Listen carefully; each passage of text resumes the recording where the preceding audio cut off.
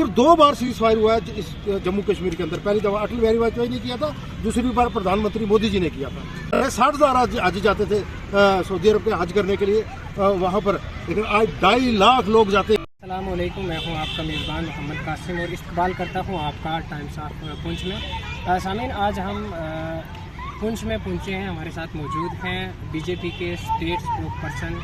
इनसे हम बात करेंगे डायरेक्ट, हमें ना किसी पार्टी से कोई लेना देना, डायरेक्ट हम अनएम्प्लॉयमेंट यानी कि बेरोज़गारी पे बात करेंगे। सर, आप हमें बताएं कि जिस तरीके से दिन ब दिन रियासत जम्मू कश्मीर के अंदर बेरोज़गारी बढ़ रही है, इसको लेकर आपका क्या ख्याल है? और भारतीय जनता पार्टी ने बड़े बड़े दावे किए हैं कि बेरोज़गारी ख़त्म करने के लिए और अदर्स जो डेवलपमेंट की उन्होंने बात की, इसको लेकर आपका क्या ख्याल है?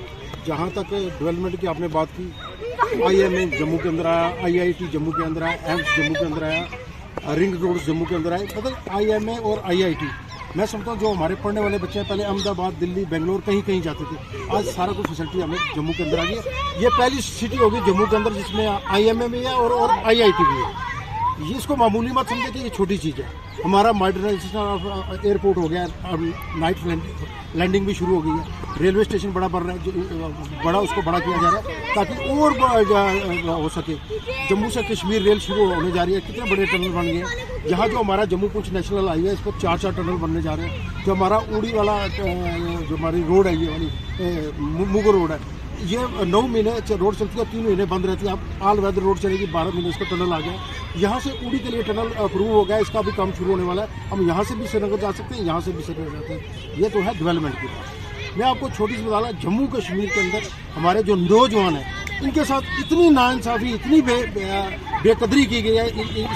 जो हमारा खासकर नौजवान है, मैं उसकी छोटी सी मिसाल देना चाहता हूँ आपको। PHE में डेली वेजर लगे हुए हैं, जिनके पास अपनी ज़मीनें थी, तो उस समय की PDP और नेशनल कॉन्फ्रेंस और कांग्रेसी सरकार ने कहा था, आप हमें अपनी ज़मीन दो, वहाँ हम अब टैंक बनाएंगे पानी का और आपको जॉब भी देंगे। जिस आदमी ने 2 करोड़ रुपए की ज़मीन दे दी, उसको अभी तक ना तो 1 रुपया मिला, ना जॉब मिला। मतलब झूठ के पलंदे के ऊपर लोगों को बनाए रखा। 60,000 डेली वेजर ऐसा था जिसको लगाया गया, जिसका कोई खाता नहीं था। जब पक्के होने की बारी आई तो PDP की यही महबूबा मुफ्ती जी थे, वो अगर वो इसमें थोड़ी सी गड़बड़ नहीं करती तो आज वो हमारे सारे लोग पक्के हो गए होते। 60,000 की लिस्ट पक्की होनी थी, दूसरे दिन जब लिस्ट पक्की होने की बारी आई तो 1,20,000 की लिस्ट आ गई, जिसमें 60,000 कश्मीर के लोग आ गए, वो हमारे लोग बैठे हुए। आज भारतीय जनता पार्टी के दौर में उनको रेगुलाइज किया गया है। अब उनको 6500, 1800, 2,000, 3,000, 4,000 एक तनख्वाह मिल रही है। कम से कम उनको पता लगा मैं मुलाजिम हूँ। ये जो हमारे SPO भाई थे, जिनको 1,500 रुपये पे मिलती थी, आज 18,000 रुपये पे मिलती है। आंगनवाड़ी की वर्करें बहनें हमारी, और जो बहनें जो हमारा आशा वर्कर काम करती है, आज देखो उनका कहाँ से कहाँ पैसा मिलता है। जहाँ तक नौजवान है, आने वाले पढ़े लिखे नौजवान है, अनएम्प्लॉयड नौजवान है। जम्मू कश्मीर के अपने जो रिसोर्सेज थे बड़े लिमिटेड थे। आज GST लागू होने के बाद हमारे रिसोर्सेज भी बढ़े, हमारे पास पैसा भी बढ़ा है। हमारे पास टूरिज्म के अंदर, अगर आप माता वैष्णो देवी के अंदर देखेंगे, आप श्रीनगर के अंदर देखेंगे, आज 1,80,00,000 लोग एक साल के अंदर आना शुरू हुए। जैसे जैसे लोग बढ़ेंगे, हमारे पास पैसा भी आएगा, एम्प्लॉयमेंट भी बढ़ेगी, और जो खाली स्थान पड़े हुए हैं वो भी भरे जाएंगे। क्योंकि जब हमारे पास अपने पास अब सरकार चलाने के लिए पैसा नहीं था, तो ये सारी चीज़ें रुकी हुई थी। और मैं समझता हूँ कि पिछले 5 साल से जिस तरह से सिस्टम को स्ट्रीमलाइन किया गया, अब जो वो लूट और खसूट थी वो खत्म हुई। सबसे पहले जो एक प्रोजेक्ट आता था, पहले ज़माने की बात करता हूँ, उसकी कास्ट होती थी 50 लाख रुपए, वो फाइनल होता था 5 करोड़ रुपए। आज वो सिस्टम खत्म हो गया। अगर आज कोई प्रोजेक्ट आता है 5 करोड़ रुपए का, वो 5 करोड़ में ही पूरा होगा, उसको 1 भी रुपया फालतू नहीं मिलेगा। अगर आपने देखा होगा कि आज जो रोड बनती है, उसके 3 साल का ठेकेदार का कॉन्ट्रैक्ट होता है। अगर उसके बीच में रोड खराब होगी, वो ठेकेदार ठीक करेगा। लेकिन आज भी जो हमारे गांव के अंदर जो हमारे लोकल ठेकेदार जो दूसरे डालते हैं, वो 6 महीने के बाद रोड तबाह हो जाती है। इसलिए जो ये सारी चीज़ों को स्ट्रीमलाइन करने के लिए जो 70 साल से हमारा बिगड़ा हुआ सिस्टम है। आप जानते हैं जम्मू कश्मीर के अंदर एक ही चीज़ थी, उनको पता था 370 और 35 से लगा हुआ, जितना मर्जी लूट लो, किसी ने नहीं पूछना। आज एक चीज़ का हिसाब हो रहा है। यहाँ रोकूंगा, आपने 370 की भी बात की, 35A की भी बात की, साथ में PDP की बात की। लोगों का ये दावा है, लोगों का ये मानना है कि महबूबा मुफ्ती जो है, BJP पार्टी जो है, ये भारतीय जनता पार्टी का जो है राइट हैंड है। और जब दफ़ा 370 को हटाया गया था, तो सिर्फ महबूबा मुफ्ती ही इसमें जो है शामिल उसको किया गया था, बाकी किसी भी लीडर को जो है शामिल नहीं किया गया था। दूसरी तरफ आप ये भी दावा कर रहे हैं कि अगर उस वक्त PDP अगर साथ दे देती, महबूबा मुफ्ती साथ दे देती, तो जितने भी ये डेली विजिट थे इनको परमानेंट दिया जा सकता था।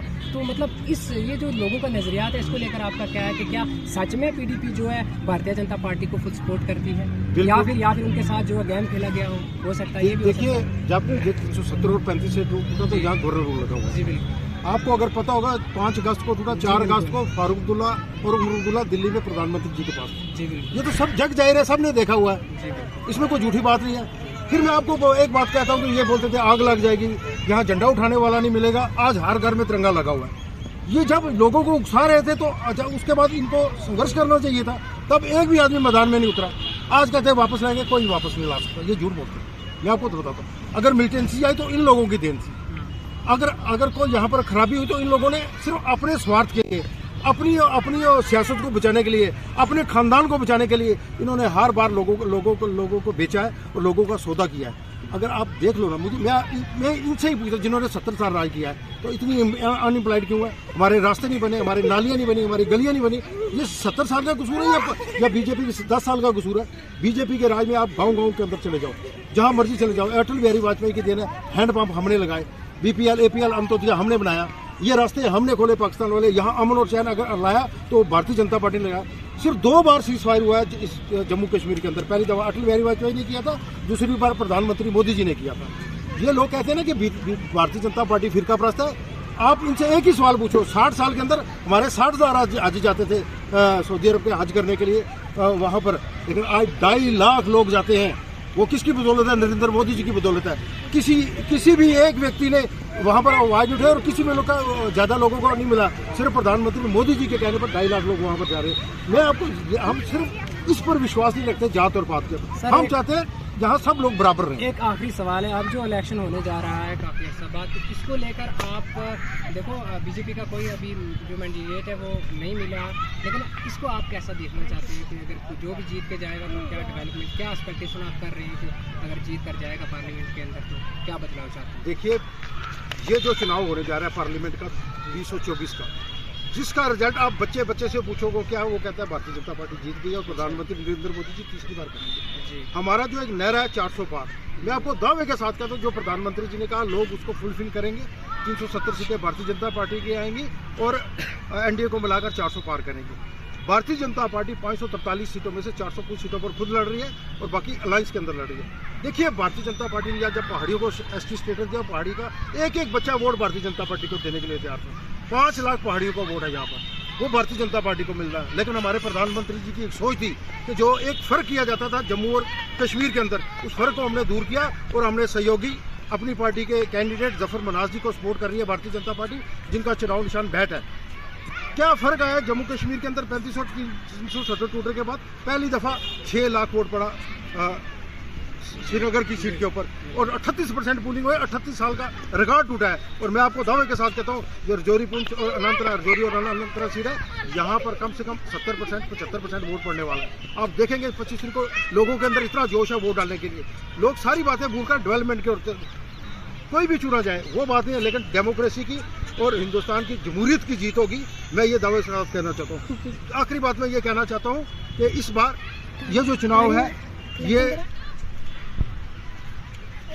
PDP NC और अपनी पार्टी के बीच में, दोनों कैंडिडेट जो है वो कश्मीर के और हमारे जफर मनाज साहब सुरकोट के रहने वाले हैं। इसलिए मेरा ये दावा है कि जितने मैंने उनको करीब से देखा जफर मनाज साहब को, वो एक पढ़े लिखे सूझबूझ रखने वाले जिन्होंने हमारे इस मुल्क को उस मिलिटेंसी के दौर में फॉरेन में रिप्रेजेंट किया है। फॉरेन में जो हिंदुस्तान की बात रखने वाला आदमी वो छोटा आदमी नहीं होता, बड़ा आदमी था। फिर हमारे जो कल्चर अकेडमी के हेड रहे हैं, जिसमें भी उन्होंने इस पहाड़ी काज को लेने के लिए इनसे बड़ा किसी का योगदान नहीं है। इसलिए जो ये वोट है ये डेवलपमेंट के ऊपर जाएगा और जफर मनाज जी को जाएगा। नाज़रीन, जैसे कि आपने देखा है बीजेपी के हेड सुनील साहब ने बड़ा ही ज़बरदस्त एक सवाल किया है। टाइम्स ऑफ पुंछ जो है ये ज़रूर उन पार्टी के कैंडिडेट के पास भी ज़रूर पहुँचेंगे सवाल लेकर के। आज 10 साल का जो बीजेपी के ऊपर आप जो इल्ज़ाम लगा रहे हैं, सवाल पूछ रहे हैं पिछले 70 साल में क्या डेवलपमेंट किया, ज़रूर आप लोगों से भी ये सवाल जो है पूछे जाएंगे। फिलहाल इसमें इतना ही, और ज़रूर अपनी कमेंट से जितने भी यूथ हैं वो हमें अपनी राय से जो है ज़रूर नवाजिएगा। शुक्रिया।